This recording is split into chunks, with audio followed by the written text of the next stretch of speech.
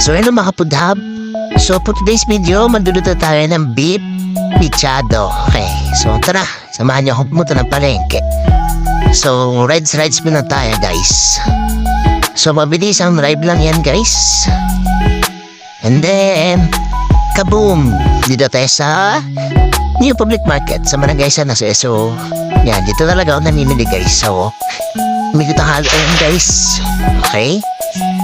So, tara pa na tayo kay Suki para bumili ng ating beef. Okay, tara.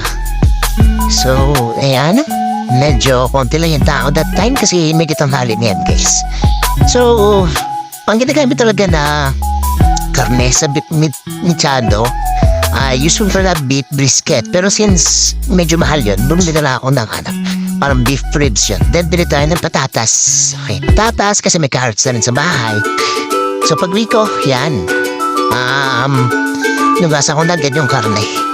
Yan, nugasan ko lang siya. And then, nagasugas lang. Okay, nagasugasan ko lang. Yan. Nagasan ko, make sure lang na matanggal yung kanyang mga dugo o yung mga dumi niya para mamaya kapag pinakuluan natin siya, wala mga impurities kasi gagamitin natin siya, diba, as beef stock doon sa ating beef mechado. Yan. So, sige, nagasan lang natin na maayos yan. Alam niyo na yan, para may iwasan ng cross-contamination. Dalawang nalagyan ang ginamit ko para yung drippings hindi bumalik sa kanya. Kaya sinugasan ko ulit ang pinaka-bowl ko, then another hugas, yung drippings diretso sa sink. Yan. So, yan, naiwasan ng cross-contamination. Okay? Kaya ang contamination na naganap meron man, pero hindi ka na nakalala. Okay? So, okay. So, tara, pakuluan natin siya. Okay? Kasi medyo makunat to. Pag hindi natin pinakuluan, matagal yung lutuan natin. Okay, so, kung natin din. So, yan. After ng 45 minutes, 1 hour, ayan na siya. So, habang nag-aantay pa din, hiwain na natin yung ating mga ingredients. So, yan. Gumamit ako ng filler dito para mabilis. Yan. So, umahilo-hilo na ako dito yung ating patatas. Yan. Sa patatas na ang ginamit ko kasi malaki naman natin siya. And marami tayong gagamitin na extender. Okay. Yung tawag pala sa mga vegetables na ginagamit natin pang lahok sa ating mga karne, ang tawag yun na extender or siya yung pamparami. Okay? Yan, pamparami. Madalas yung makita yan sa mga karinderya, naglalagay sila na mga extender. Usually mas maraming extender kumpara sa karne kasi pamparami siya, kaya siya tinawag na extender. Okay, next, ito na ang sweet potato or kamoteng baging. Okay, yan. So, mayroon kasing kamoteng baging dito sa bahay. So, naisip ko, ba't hindi ko i-try na lagyan siya? Since manamis to baka bumagay dun sa dish natin. So, dalawa rin nilagay ko. And, syempre, parami na rin siya, no? Extender, yan. So, masarap yan siya kapag naluto na, then nag-incorporate yung kanyang lasa dun sa ating sauce later. Okay, so yan, nabitawan ko pa. Sobrang bilis naman ni Insan magbalat. Okay, naka-fast forward kasi tayo dito guys. Yan, medyo mahaba yung video natin pag hindi pinas forward. Yan.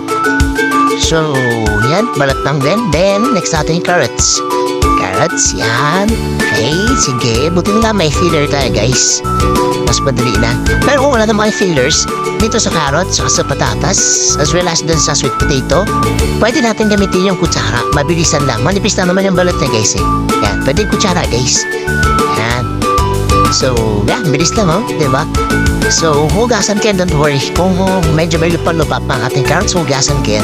After kung mabalatan lahat, yan. Sige, yan. Make sure lang na wala matitirang balat, ha? Okay, so, yan. Tanggalin lang natin yung mga dumi-dumi, yung mga impurities, mga bulok-bulok dyan, yan. Tanggalin lang natin, guys. So, yan. Tara. Hugasan na natin. So, after ko siyang hugasan, hiwain ko na siya. Okay? Depende sa inyo pa cubes or kung anong klaseng gusto yung hiwa yan. Bite size, yan. Small dice, yan. Mahal na kayo, guys. So, hiniwa ko lang ng ganyan yan. Yan. Okay. Yung. Sige. Hiwa ko lang ng ganyan. So, yan. Okay. Yan. Hey, guys. Then, carrots naman. Next. Ay, mabilis ang hiwa lang, guys. Yun. Diyan, no? Malutong. Tumatalsik pa, eh, no? Yan. Okay. Hiwain lang natin kung gaano kalaki yung portion ang gusto natin.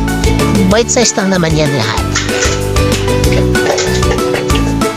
So, next, last carrots. Tag-dalawa-dalawa ang ginamit kong carrots and sweet potato. At tatas, okay na. So, ganyan kadami extender natin, guys. Not bad na. Okay. So, yan. Okay. For 1.5 kilos of beef, pwede na yung ganyan kadami, guys. Yan, okay.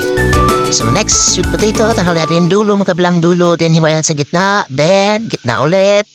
Tapos, yan. Okay. Hindi ganun ka na yung video quality natin, guys, kasi hindi iPhone yung nagamit natin.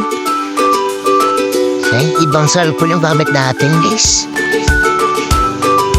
Yan. Hindi iPhone yung gamit natin. Pero, okay naman siya so far. Yan. Okay. Sige. Timakay lang natin. Gitna ulit. Ang dami extender, guys, no? Yan. Tinanggal ko lang yung dumigan. So, after yan, bell pepper. Bell pepper, dito rin ko ng technique. Hindi ganyan yung paghiwa ng bell pepper. Kasi sayang, yung part na yan, sayang, hindi at magagamit yan. O, hindi ganyan. So, ganito yung pepper. O, para walang sayang, hiwain sa gitna, guys. So, para tanggalin, yan yung stem sa ulo niya. O, diba? Tanggalin mo lamang ganyan, guys. Yan. In that case, hindi sayang. Yung nandoon sa, yan, nasayang, katulad niyan, diba? So, napakadali lang, guys. Isang tip yun, guys. Para hindi masayang yung mga ingredients natin. Kagaya na, then natanggal natin. Yan. Then, iwain natin sa gitna. Okay, guys, may bago kayong tip na natutunan sa video na ito. So, marami po kayong matutunan. Just keep watching on my videos. Yan. Okay. Yan. Okay, bell pepper. Sige, iwain natin gitna. Sige, gano'n na siyang simple, diba, guys? Walang sayang. Unlike doon sa una kong ginawa, tinan nyo kung ganito siya. Hiwain nyo siya ng ganyan, diba? Sayang naman yung sa ulo banda. Diba? Imagine na mahal yung mga gulay natin din. Sayang, no? Nasa proper techniques lang yan, guys. Proper cuttings lang yan, guys. Yan.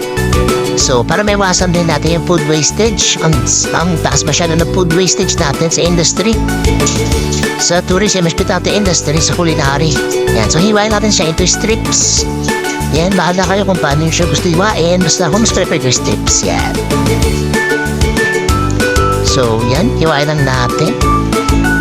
Okay. So, yan. So, mabilis ang hiwa lang yan, guys. Ingat lang. Ingat lang palagi, guys. Okay. So, hiwa lang natin. Again, yan. Doble ingat lang. Keep safe, everyone. Sa paghiwa ng ating mga gamit. Ingredients, rather. Yan. Okay. So, yan. So, after ka maghiwa ng mga ingredients natin, guys, hinugasan to siya from time to time para maiwasan cross contamination, especially yun dun sa patatas, carrots, and sweet potato kasi medyo malupa sila kanina. So, bago ako naghiwa ng bell pepper, hinugasan ko yung ating chopping board. Saan chopping board lang yung gamit natin, guys? Okay, so after natin i-cut yung ating mga extender, guys, isotay muna natin sila. Okay, isotay muna natin hanggang magkaroon sila ng browning or tusta. Yan. So, tayo lang natin yung ating mic extender para meron siya ng ibang flavor. Okay, siya nga pala, guys, meron tayo wooden spoon. Yehey! Meron na tayong wooden spoon. Hindi na tayo alanganin sa paghalo sa ating non-stick pan. Okay, nakabili na tayo, guys, na wooden spoon. So, yan. So, tayo lang natin siya. Yan. Until magkaroon siya na pusta or browning. Yan, especially yung ating patatas. Masarap siya pag meron siyang tusta. Yan. Additional flavor pa rin yan, guys. Yan, sutay lang natin. Yan, sutay lang natin. And then magkaroon siya ng caramelization or browning. Yan. Okay. So, sutay lang natin. Antay lang natin siya. So, yan.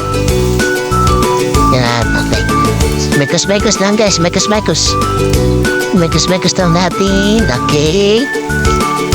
Sige. Yan. Okay. So, wala pa siyang browning. Antay lang natin siya mag-carbon. Okay, yung pagtatas natin meron na yung iba. Okay, after natin i-saute yung ating isutay na natin ang ating onions and garlic. Then, yung ating beef yan. So, isutay muna natin hanggang sa maging translucent ang ating onions. Okay. Ayan. Pag naging translucent na ang onion, pwede na yan, guys. So, wait lang natin ng ilang minuto. Okay. So, yan. Sige. Yan. Sutay lang, guys. Mekos lang muna, guys.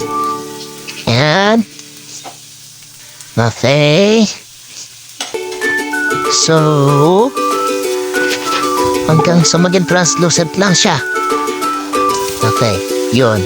Pag nag-translucent na siya, ilagay na natin ang ating beef. Yan. So, mekos na natin ang beef. So, yan. I-mekos na natin panambilian since malambot na rin siya, no? So, mekos lang natin. Then, yan. Tsura niya. So, pa sa ilang minuto, guys. Eto na siya. So, yan. Mekos lang. Sige, mekos lang muna natin, guys. Ang ating beef. Yan.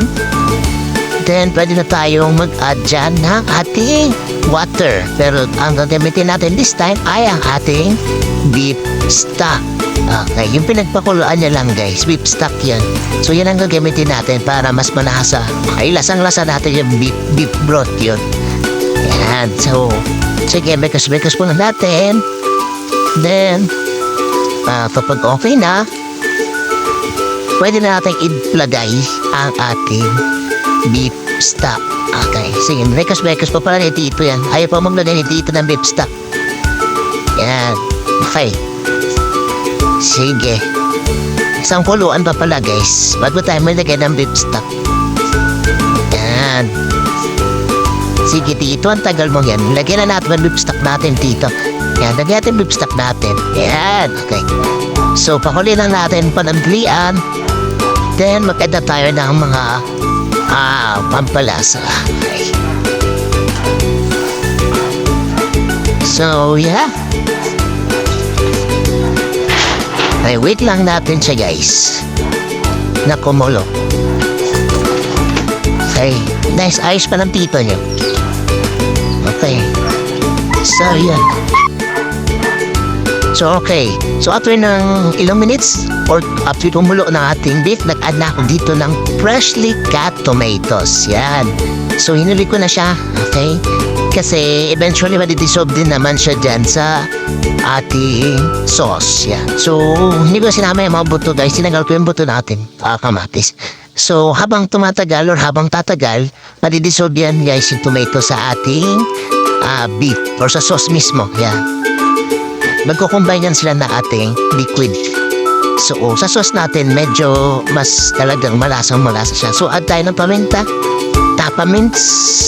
Yan, add tayo ng paminta, guys. So, yan. Okay. So, then, para sa kulay niya, nag-add ako ng paprika. So, instead na tawag doon, atsuete, paprika yung inanto. Kasi additional flavors pa siya, guys. So, yan. At tayo ng paprika. Yan. So, kung mapapansin niyo yung broth natin dito, yung stock natin, beef stock, ay nagkulay orange ng bahagya. Yan. So, pakuloyin pa natin siya ng pakuloyin, guys. Sarap yun, no? May taba-taba. So, okay. So, yan. Okay.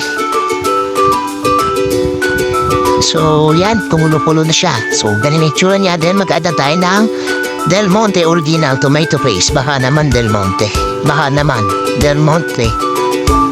Yan. So, add tayo dito. 200 grams yan, guys. Pero hindi ko siya inubos. Nagtira lang ako. Yan. So, nahirapan pa ako na magbukas. My God. So, yan na. Yan. Tomato sauce siya, guys. Hindi tomato paste. Pwede naman din ang tomato paste. Pero mas prepared ko ang tomato sauce. Yan. So, yan. So, again, mas better kung konti lang muna ang ilagay niya para mas madali magdagdag. Mas madali magdagdag kasi mas mahirap magbawas. Okay, guys, so yan. Pag kulang pwedeng dagdagan. Pero in that case, Okay na sa akin din. Yan. So, halo-haloin lang natin siya guys. Then, let's reduce yung ating liquid o yung ating sauce. Lalapot pa siya guys eh.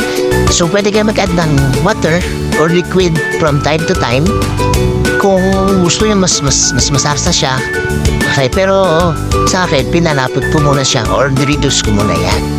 So, reduce lang natin siya guys. Yan. So, okay. Antayin lang natin siyang kumulo. So, yan. Napakasarap niyan. Promise. Mabisa. So, after ilang minutes, nag-add na ako na ating soy sauce yan. Soy sauce lang. At tayo soy sauce din, nag-add din ako din ng vinegar. Hindi ko na napakita sa video. Kailangan natin mag-add ng vinegar for acidity. O, hindi yung lasa yung hinahabol natin yung acidity. Yan. Matagal din siya masira guys. By the way pa na, itong beef mechado na to, habang tumatagal, lalo tong sumasarap guys. Yan. For example, tumagal siya ng 2 days, yan, hanggang 3 days, mas masarap na siya guys. Yan. Init-init lang. So, yan. Ito na yung itsura niya after ilang minutes. Then, nag-add po na ang ating extender. Oh, look at that. Kung gaano kadami yung ating extender. Yan. Then, ang ating red bell pepper. Yan. So, yun. Yan lang. Antayin na natin maluto ang ating extender or medyo lumambot ang extender. Antayin lang natin mag-incorporate ng nasa ng ating mga extender din sa sauce. Yan.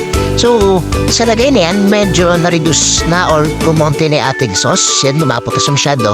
Pwede pa tayo mag-add dyan ng water. Nag-add pa ako ng water dyan para magkaroon pa rin ng sauce. Yan. Then, pakuluin ko pa ng saglit. Yan. Nag-add pa ako din ng water. Okay, so, inantay ko lang na maluto ang ating mga extender. Daw kanina sinotay na natin siya. Yan, mas gusto pa rin natin i-incorporate rin natin, especially sweet potato. So, afterwards, yan na ang ating beef mechado. My goodness. Nakakatawa. Okay. So, ito na ang ating finished product mga insan. Oh, what?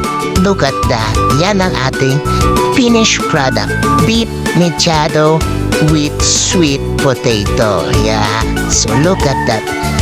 Busog na naman ang insan nyo. Yan. Mabisa. Okay, so, yan. Tara, kain tayo mga insan. Thank you for watching mga insan. Bye-bye.